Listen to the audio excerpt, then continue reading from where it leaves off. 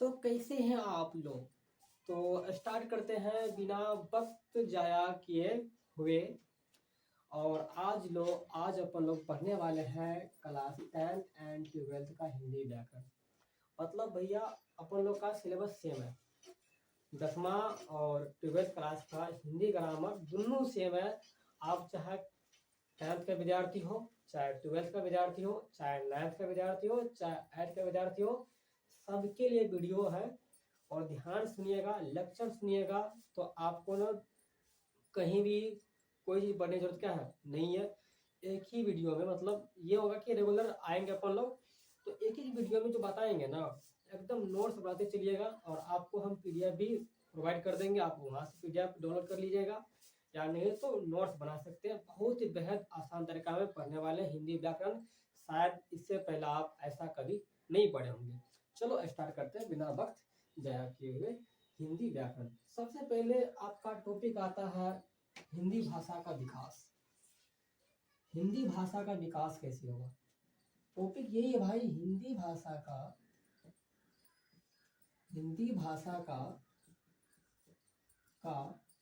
विकास कैसे हुआ।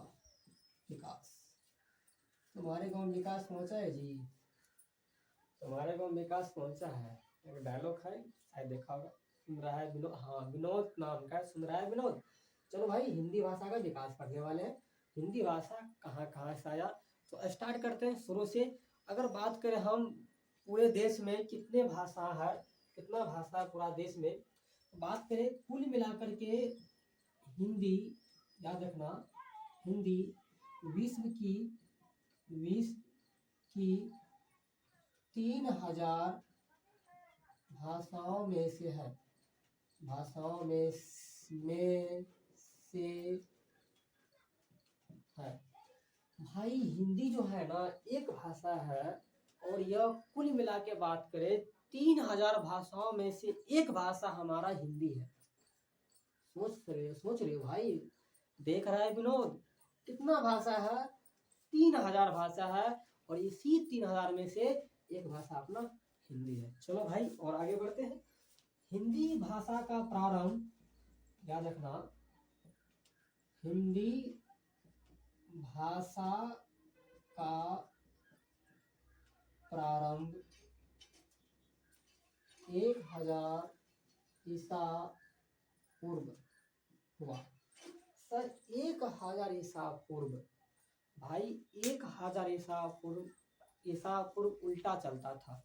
1000 से 900 पे, 900 पे 800 पे से 700 से करके एक पे आके रुक गया। और एक के बाद चला आपका ईस्वी चला। क्या चला? ईस्वी चला। अब कुल मिला के जोड़िए, 1000 ये ईसा पूर्व, ये 1000 ये हो गया, एंड उसके बाद 2025 चल रहा है, तो 2000 प्लस 1000, कुल मिला के बात करें 3000, और प्लस ये 25वां वर्ष। इतना पुराना, इतना दिन पहले विकास हुआ था हिंदी भाषा का। चलो भैया आगे बढ़ते हैं। लेकिन आगे बात करते हैं कि पहला नंबर में कौन सा भाषा है। पूरा विश्व की बात करें हम, विश्व में पहला स्थान किसका है भाई? चीनी भाषा का। चीनी भाषा पहला स्थान, चीनी भाषा। गुरुजी अब दूसरा स्थान किसका है? विश्व में दूसरा स्थान किसका है? दूसरा स्थान भाई अंग्रेजी का है। बोलो मित्रों, अंग्रेजी का है। और 3 नंबर पे क्या आता है तब? विश्व में तीसरा स्थान सर किसका है? तो नाम याद रखना मेरे भाई, हिंदी, क्योंकि अपन लोग हिंदी पढ़ रहे हैं। तो 3 नंबर पे आता है हिंदी। पूरा विश्व में 3000 भाषा में से एक भाषा हिंदी। अगला जाने हम, हिंदी भाषा का प्रारंभ आज से 1000 ईसा पूर्व पहले, मतलब कुल मिला के बात करें 3000 वर्ष और 25 वर्ष इतना पहले हिंदी बना था। विश्व में पहला स्थान चीनी भाषा का, दूसरा स्थान अंग्रेजी का, तीसरा स्थान हिंदी का। ये नहीं हुई बात। अगला और देख लो, हिंदी भाषा राजभाषा की राष्ट्रभाषा है। हिंदी भाषा राजभाषा की राष्ट्रभाषा है। याद रखना मेरे मित्रों, मेरे दोस्त, हिंदी भाषा राजभाषा है। हिंदी भाषा राजभाषा है। हिंदी भाषा राजभाषा है। सर राजभाषा और राजभाषा में क्या अंतर है? राजभाषा मतलब होता है कि हमारे देश के अंतर्गत कोई भी कानून नियम लागू होगा उसे हम हिंदी में ही लिखेंगे, उसे ही कहते हैं राजभाषा। तो हिंदी भाषा राजभाषा की राष्ट्रभाषा है। पूछे आपसे तो याद रखना मित्रों, हिंदी आपका राजभाषा। सर ये राजभाषा का दर्जा इसे कब दिया गया था? हिंदी को राजभाषा का दर्जा कब दिया गया था? याद रखना मेरे भाई, राजभाषा का दर्जा मिला था इसे, दर्जा मिला था। राजभाषा का दर्जा कब दिया गया था? यहाँ लिखना अगला स्टार लेकर के, राजभाषा का दर्जा इसे दिया गया था कब? 14 सितंबर 1949 ईस्वी में। 14 सितंबर 1949 ईस्वी में हिंदी भाषा को राजभाषा का दर्जा दिया गया था। अगला पूछेगा अनुच्छेद कौन सा है? अनुच्छेद कौन सा है? याद रखना अनुच्छेद है 343। 343 343 अनुच्छेद। पूछेगा भाग नंबर कौन सा है? तो भाग नंबर याद रखना मेरा भाई, भाग नंबर 17। भाग नंबर 17 ये हो गया। कुल मिला के बात करें जमा में हम, तो हिंदी भाषा राजभाषा है। हिंदी भाषा को राजभाषा का दर्जा दिया गया था 14 सितंबर 1949 ईस्वी में। अनुच्छेद में 343 याद रखना और भाग संख्या 17 ये सब किया गया था। समझ रहे हो? किया गया था। ये संविधान में संशोधन किया गया था अनुच्छेद 343 और भाग संख्या 17 कब? 14 सितंबर 1949 में। इसीलिए हमारे भारत में, इसीलिए भारत में याद रखना, इसीलिए भारत में हिंदी दिवस, हिंदी दिवस प्रत्येक वर्ष हिंदी दिवस 14 सितंबर को मनाते हैं। तो हिंदी दिवस हम कब मनाते हैं? 14 सितंबर को हिंदी दिवस मनाते हैं। क्यों मनाते हैं भाई? क्योंकि इसी के रोज 1949 ईस्वी में हिंदी भाषा को राजभाषा का दर्जा घोषित किया गया था और अनुच्छेद 343 भाग संख्या 17 ये हो गया। पूछेगा हिंदी दिवस कब मनाते हैं इंडिया में? तो 14 सितंबर। सर पूरा देश में कब मनाते हैं? लगले हाँ चलो, विश्व में हिंदी दिवस कब मनाते हैं? विश्व में हिंदी दिवस कब मनाते हैं? याद रखना मित्रों, 10 जनवरी। 10 जनवरी 10 जनवरी ये हो गया। इतना जाने हम हिंदी बारे में। अब देखते हैं हिंदी भाषा का विकास। ये तो हम जाने हैं प्रारंभ हुआ था 1000 ईसा पूर्व पहले, लेकिन कहाँ से हुआ था? तो संस्कृत से। किससे हुआ था? संस्कृत से हुआ था। याद रखना मित्रों, संस्कृत से हुआ था। जगत जननी भाषा कहते हैं संस्कृत को, जगत जननी भाषा कहते हैं संस्कृत को। हम जगत जननी भाषा कहते हैं। जगत जननी भाषा किसे कहते हैं? संस्कृत को कहते हैं। इसका दो रूप चला, इसका दो रूप चला। ऐसे डायग्राम बनाए, इससे अच्छा ऐसे बनाते हैं ये वाला। इसका दो रूप चला, एक चला वैदिक, वैदिक भाषा, और मित्रों एक चला लौकिक भाषा, लौकिक भाषा। कितना चला मित्र? दो। वैदिक, वैदिक मतलब वेद वाला भाषा। वैदिक भाषा में 4 गो वेद लिखा गया। एक का नाम है भाई, बताओ कौन सा नाम है? ऋग्वेद, ऋग्वेद। अगला यजुर्वेद, यजुर्वेद। दूसरा है अथर्ववेद, अथर्ववेद, अथर्ववेद। ठीक, अथर्व।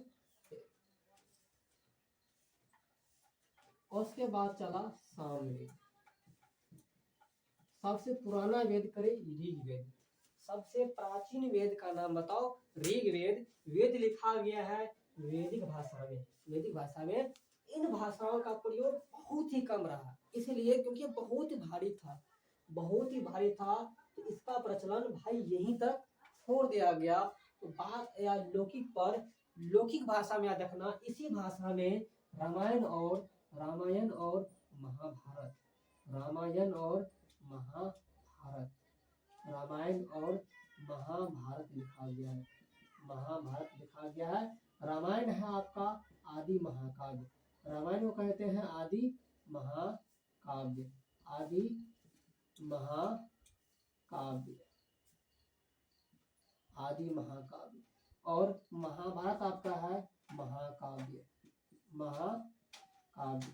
और ये दूसरा महाकाव्य याद रखना, दूसरा महाकाव्य है महाभारत। तो सर जी पहला महाकाव्य कौन सा है? तो पहला महाकाव्य है पद्मावत, पहला महाकाव्य है पद्मावत। चलो सर बारे में जानते हैं। रामायण लिखा था वाल्मीकि। कौन लिखा? वाल्मीकि। तो रामायण का रचनाकार वाल्मीकि साहब, महर्षि वाल्मीकि, वाल्मीकि, ठीक है। और महाभारत लिखा महर्षि वेद व्यास, वेद व्यास। तो बताओ महाकाव्य दूसरा कौन सा है? सर महाभारत है। और महाभारत का रचनाकार कौन है? महर्षि वेद व्यास है जी। रामायण आदि महाकाव्य, महाकाव्य नहीं बल्कि आदि महाकाव्य है, लिखा किसने है? वाल्मीकि ने, वाल्मीकि ने लिखा है। सर जी दूसरा नंबर महाकाव्य अगर महाभारत है तो पहला तो महाकाव्य कोई ना कोई होगा। हाँ जी पहला होगा।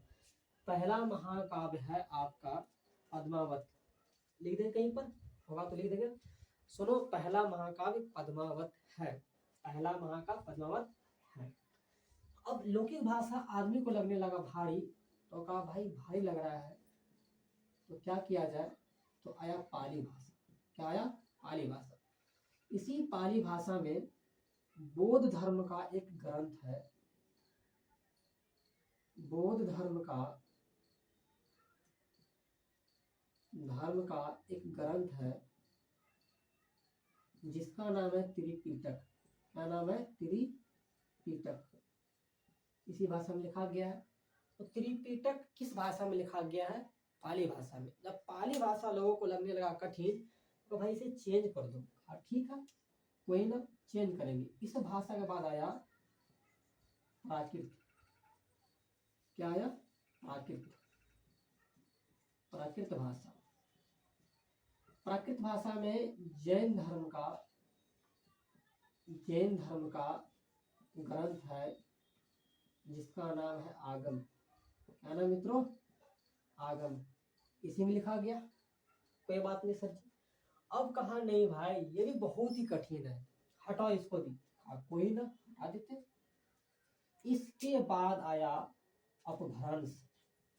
अपभ्रंश भाषा। और इसी अपभ्रंश से एक प्रकार है शोरसेनी अपभ्रंश, शोरसेनी अपभ्रंश। और इसी भाषा से मित्रों बना है हिंदी भाषा। क्या बना है? हिंदी भाषा। तो किस भाषा से हिंदी भाषा बना है? ये रहा का पूरा चार्ट। ठीक है, हम देखते हैं दिख रहा है कि नहीं दिख रहा है। चलो पूरा लौक रहा है, पूरा बोर्ड लौक रहा है। हिंदी भाषा किससे बना है? तो बात करें हिंदी भाषा किससे बना है, तो एक लाइन में कहिएगा सर जी संस्कृत। अगर थोड़ा पूछे डीप में कैसे कैसे हुआ, याद रखना संस्कृत को दो भागों में, वैदिक लौकिक भाषा में रामायण और महाभारत जैसा काव्य लिखा गया। महाकाव्य और आदि काव्य रामायण, महाकाव्य दूसरा महाभारत लिखा है महर्षि वेद व्यास ने। रामायण लिखा है वाल्मीकि ने। आदि महाकाव्य, पहला महाकाव्य का नाम है पद्मावत जिसे लिखा है मलिक मोहम्मद जैसी ने। लौकिक का परिवर्तित रूप पाली भाषा, और पाली भाषा में बौद्ध धर्म का एक ग्रंथ त्रिपिटक लिखा गया, और पाली भाषा का परिवर्तित रूप आया प्राकृत भाषा, इसमें लिखा गया आगम जैन धर्म का ग्रंथ है। और प्राकृत भाषा का परिवर्तित रूप अपभ्रंश, जिसमें कुछ नहीं, बस इसका एक प्रकार है शोर श्रेणी अपभ्रंश, इसी से हिंदी भाषा का विकास हुआ है। और हिंदी भाषा को राजभाषा का दर्जा दिया गया था 14 सितंबर 1949 में। 14 सितंबर 1949 में अनुच्छेद 343 भाग 17। और इसलिए हमारे देश में प्रत्येक साल हिंदी दिवस मनाते हैं 14 सितंबर को, और पूरा विश्व मनाते हैं 10 जनवरी को। समझ रहे हो मित्रों? चलो, तो आज के लिए इतना ही क्या है, काफी है। तो आई होप आप लोगों को पूरा वीडियो समझ में आ गया है। उम्मीद करते हैं आप लोग बढ़िया समझे होंगे, और इसका आप एक बार स्क्रीनशॉट ले लो।